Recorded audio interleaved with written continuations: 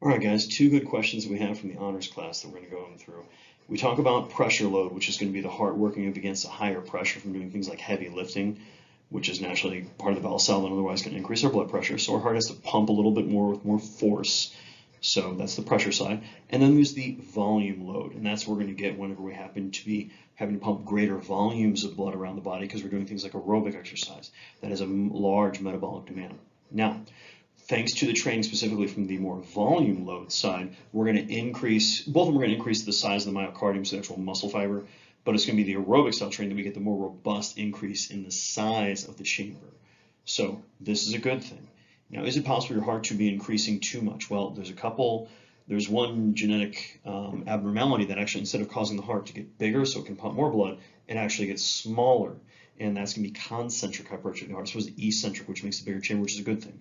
Concentric hypertrophy of the heart is a bad thing. That's what causes sudden athletic death. So absolutely a possible issue there. Now, as far as getting for your heart to be too big, well, we're naturally limited by the size of our rib cage. We've got our lungs. It can only increase so much in size. And so what we're going to find is, like anything else, we're going to hit a point where that's as big as our heart's going to get. Now, if it's increasing in size without increasing myocardium, like congestive heart failure, so we have a lower ejection fraction, that's another thing that's pretty bad.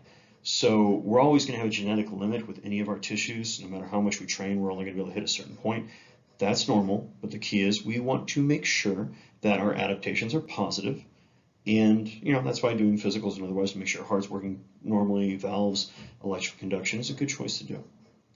So when we talk about bone on bone, now remember, it's not just the synovial fluid that's helping us move, but we have essentially that articular cartilage. So the cartilage, that's the surfaces between the two.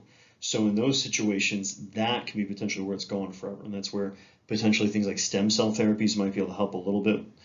Grafting and otherwise, if it's a possibility. Some drugs that are obviously currently, I bet, never being researched, and some that are on the market to help a little bit with it.